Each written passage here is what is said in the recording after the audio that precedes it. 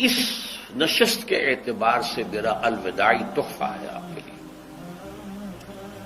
اور وہ یہ کہ میری جو دینی، ملی، تاریخی، سیاسی، عمرانی جو سوچ ہے، جو فکر ہے میرا، جو 50 برس سے زائد عرصے کے مطالعے اور غور و فکر پر مبنی ہے،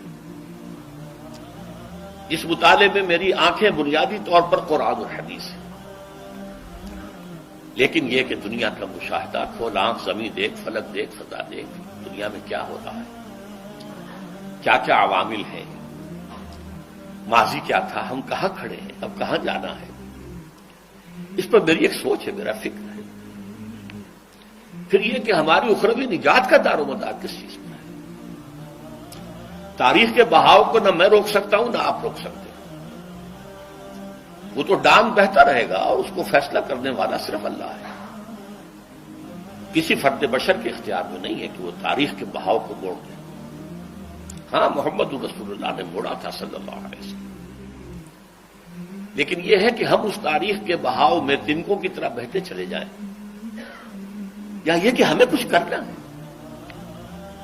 اس اعتبار سے میں اپنے فکر کا خلاصہ آج آپ کی خدمت میں پیش کروں گا، وہ میرا اس سلسلہ اجتماعات کے اعتبار سے الوداعی تحفہ ہوگا۔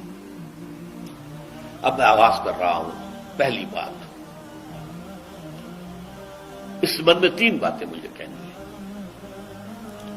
سب سے پہلی بات یہ کہ زندگی کی سب سے بڑی حقیقت موت ہے۔ ہم بھلائے رکھتے ہیں، اپنے ذہن سے اسے دور رکھتے ہیں، لیکن واقعہ یہ ہے کہ زندگی کی سب سے بڑی حقیقت موت ہے۔ خدا کے منکر پیدا ہوئے ہیں، لیکن موت کا انکار کرنے والا تو کوئی پیدا نہیں ہوا۔ اس لیے میں نے آیت آپ کو سنائی، کل نفس ذائقۃ الموت، ہر سی نفس کو موت کا مزہ چکھنا ہے، ہر جاندار کو موت کا مزہ چکھنا ہے۔ ثم الینا ترجعون، پھر ہماری طرف لوٹا دیے جاؤ۔ تو زندگی کی سب سے اہم حقیقت موت، اور موت کے بعد رجوع اللہ، آخرت، یہ سب سے بڑی حقیقت ہے۔ ایک حقیقت سب مانتے ہیں، سب جانتے ہیں، دوسری حقیقت کے اوپر پردہ پڑا۔ میں نے اس اعتبار سے نوٹ کیا، یہ الفاظ قرآن میں 3 مرتبہ ہے، کل نفس ذائقۃ الموت، ہر جاندار کو موت کا مزہ چکھنا ہے۔ انبیاء اس سے مستثنا نہیں رہے، رسول اس سے مستثنا نہیں رہے، اولیاء اللہ مستثنا نہیں رہے۔ وقتی طور پر استثناء حضرت عیسیٰ کا ہے کہ ابھی وہ زندہ ہے، لیکن عیسیٰ یاتی علیہ الموت، حضور نے فرمایا عیسیٰ پر بھی موت آئے گی، جب دوبارہ آئیں گے، زمین پر اتریں گے، پھر اس کے بعد ان پر موت وارد ہوگی، ان کی نماز جنازہ پڑھی جائے گی، انہیں دفن کیا جائے گا حضور کے پہلو میں، شادی بھی کریں گے، اولاد بھی ہوگی۔ باقی تو یہ ہے کہ کل نفس ذائقۃ الموت، سب کو موت کا مزہ چکھنا ہے۔ عیسیٰ بھی بالآخر اس سے مستثنا نہیں رہیں گے، بلکہ قرآن میں ایک جگہ کہا گیا ہے افإن مت فهم الخالدون،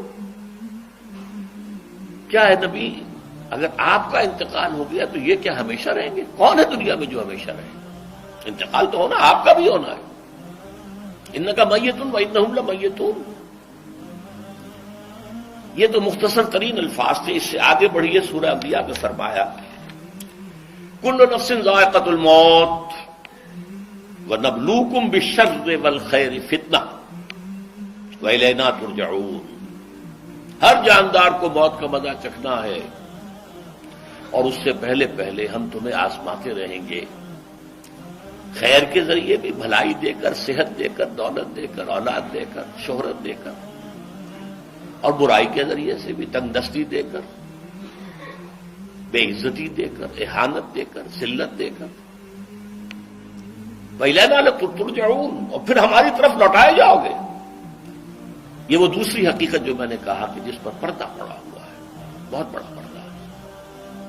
لوگ یہی سمجھتے ہیں کہ یہی دنیا کی زندگی ہے۔ قرآن کہتا ہے إِنَّ الدَّارَ الْآخِرَةَ لَهِيَ الْحَيَوَانُ لَوْ كَانُوا يَعْلَمُونَ، یہ تو آخرت والی زندگی ہے جو اصل زندگی ہے، کاش کہ انہیں معلوم ہوتا۔ اس سے بھی زیادہ تفصیل سے یہ آل عمران میں آئی آیت، کل نفس ذائقۃ الموت وانما توفون اجورکم یوم القیامہ، ہر جاندار کو موت کا مزہ چکھنا ہے اور پھر تمہیں پورا پورا تمہارا اجر اور بدلہ دے دیا جائے گا قیامت کے دن۔ فمن زحزح عن النار وادخل الجنۃ فقد فاز، جو کوئی آگ سے بچا لیا گیا اور جنت میں داخل کر دیا گیا وہ تو کامیاب ہو گیا۔ اللہم ربنا اجعلنا منہم، اللہم ربنا اجعلنا منہم، اللہم ربنا اجعلنا منہم۔ وما الحیات الدنیا الا متاع الغرور، اور دنیا کی زندگی تو سوائے دھوکے کے سامان کے اور کچھ نہیں ہے۔ دھوکہ کس معنی میں؟ یہ تمہیں اصل زندگی سے غافل کر دیتی ہے۔ تم کہیں سفر پر جا رہے تھے، تمہارا کہیں گھر تھا، تمہیں واپس آنا تھا، تم راستے ہی میں کسی دلچسپی میں ایسے مگن ہوئے کہ گھر بار سب بھول گئے۔ یہ تو تمہارا عارضی سا سفر تھا، تم نے اسی کو اپنی منزل بنا لیا، اپنا ٹھکانہ بنا لیا، تو دھوکہ دیا اس نے تمہیں۔ ویسے دنیا کی زندگی دھوکہ نہیں ہے، بڑی حقیقت ہے، اس لیے کہ حضور نے فرمایا انما الدنیا مزرعۃ الآخرہ، یہ دنیا آخرت کی کھیتی ہے، یہاں بوؤ گے تو وہاں کاٹو گے، یہاں کچھ کمائی کرو گے تو وہاں اس کا بدلہ ملے گا۔ اس اعتبار سے دنیا بہت بڑی حقیقت ہے، ایک ایک لمحہ بہت بڑی قیمتی شے ہے، لیکن اگر یہ دنیا تمہیں آخرت سے غافل کر دے تو اس سے بڑا دھوکے باز اور کوئی نہیں۔ یہ اصل دجال ہے۔ میں نے تقریباً 60 برس کی عمر کو جب میں پہنچا تھا تو موت کا انتظار شروع کر دیا تھا۔ میرے قریبی احباب کو معلوم ہے، میں کہتا رہا، یہ بھی کہتا رہا کہ بھائی میں اپنے حصے کا کام کر چکا ہوں، جتنی صلاحیت اللہ نے دی تھی، جتنی بھی میرے اندر استعداد تھی، میں اس کو بھرپور طریقے پر استعمال کر چکا ہوں۔ دم واپسی برسر راہ ہے عزیز و اللہ ہی اللہ ہے، یہ میرا معاملہ رہا ہے 60 برس کی عمر سے۔ اس کے بعد اللہ نے مزید 14 برس دیے ہیں، یہ نافلۃ لک کے درجے میں میں کہتا ہوں، اس کا اللہ کا عطیہ خصوصی ہے، نفل ہے، ہمیشہ کہتا رہا ہوں۔ مصنون زندگی تو 61 برس ہے ہمارے حساب سے۔ علامہ اقبال کے بارے میں سنا ہے کہ رویا کرتے تھے کہیں میری عمر حضور کی عمر سے زیادہ نہ ہو جائے۔ وہ 6 مہینے کم ہی رہی ہے حضور کی عمر سے۔ جو حضور کی عمر تھی وہی حضرت ابو بکر کی، وہی حضرت عمر کی، وہی حضرت علی کی۔ ہاں، حضرت عثمان 82 برس کے ہوئے ماشاءاللہ۔ پھر یہاں کے مجددین میں سے وہی عمر حضرت شیخ احمد سرہندی کی، وہی شاہ ولی اللہ دہلوی کی۔ ہاں، شیخ عبدالحق محدث دہلوی رحمۃ اللہ علیہ 82 برس کے ہوئے۔ لیکن یہ میں کہا کرتا تھا مصنون عمر تو 61 برس ہے، جسے ہم 63 کہتے ہیں، وہ اصل میں ہمارے حساب سے 61 بنتا ہے۔ وہ 63 قمری ہیں، جو 9 دن کم ہے، قمری سال جو ہے وہ شمسی سال سے۔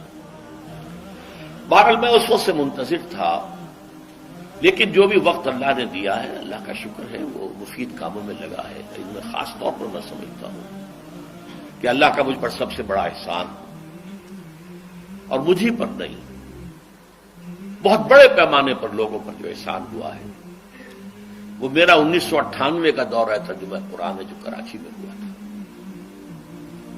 1998 کے مارچ میں میرا بڑا آپریشن ہوا، دونوں گھٹنے تبدیل کیے گئے، لیکن 98 کے آخر میں، حالانکہ میں چل نہیں سکتا تھا، کراچی میں مسجد جو ہے اونچی ہے، دوسری منزل پر ہے، تو خاص ریمپ بنایا گیا جس کے ذریعے میں ویل چیئر پر مجھے لے جایا جاتا تھا۔ میں نے درس کیا۔ اس درس کی گزشتہ چند سالوں سے پوری دنیا میں جو گونج ہوئی ہے اللہ کے فضل و کرم سے، اللہ کوئی حکمت خداوندی اس کے ساتھ وابستہ ہے۔ اس میں میرے کسی کام کو دخل نہیں ہے، میری کسی کوشش کو دخل نہیں ہے۔ میں نے تو جو درس میں دیتا آ رہا تھا 85 سے دورہ ترجمہ قرآن، البتہ یہ بات ضرور ہے کہ میں نے محسوس کیا تھا کہ 98 کے اس درس میں دورہ ترجمہ قرآن کے مجھے خصوصی انشراح حاصل تھا۔ میری ساری گفتگو کا حاصل کیا ہے؟ دیکھیے، نظریاتی تحریکوں کا تعلق اشخاص سے نہیں ہوتا، ٹھیک ہے، کوئی اس کا داعی ہوتا ہے، کوئی اس کا مؤسس ہو جاتا ہے، کوئی اس کا آغاز کرنے والا ہوتا ہے، لیکن نظریاتی تحریک افراد سے وابستہ نہیں۔ افراد آتے چلے جاتے ہیں اپنا اپنا حصے کا کام کر کے، جس کو جتنا مقدر ہے، جس کی جتنی اللہ تعالیٰ کی طرف سے توفیق ہے، وہ اپنا کام کرے گا، چلا جائے گا۔ یہ چمن یوں ہی رہے گا اور ہزاروں جانور اپنی اپنی بولیاں سے بول کر اڑ جائیں گے۔ مبارک ہیں وہ لوگ جنہیں قرآن کی بولی بولنا نصیب ہو جائے۔ بَإِنْ يَحْسَبُ أَنِّي مِنْهُمْ، مجھے گمان ہے، اللہ کا فضل ہے کہ میں ان میں سے ہوں، میں نے قرآن کی بولی بولی ہے، اور قرآن مجید کو جیسا کہ وہ ہے ایز اٹ از، اپنے کو مذمومہ خیالات، اپنے کوئی ذہن سے زائدہ نظریات کو میں نے اس میں دخل نہیں دیا، جسے انگریزی میں آپ آبجیکٹولی کہتے ہیں، خالص معروضی طور پر قرآن کو پڑھا، قرآن کو قرآن سے سمجھائے یا پھر سیرت رسول سے سمجھائے۔ میں لفظ سنت کی بجائے سیرت استعمال کر رہا ہوں۔ قرآن مجسم حضور تھے صلی اللہ علیہ وسلم، اور حضور کی سیرت اور حیات جو ہے وہ قرآن مجید کی اصل تفسیر ہے۔ یہ حقیقت بھی بہت کم لوگوں کے علم ہے۔ وہ احادیث کا نام تو لیتے ہیں، احادیث بھی ہے، سیرت بھی تو احادیث ہی سے ہمیں ملتی ہے، لیکن میں خاص طور پر سنت یا حدیث کی بجائے سیرت کا استعمال۔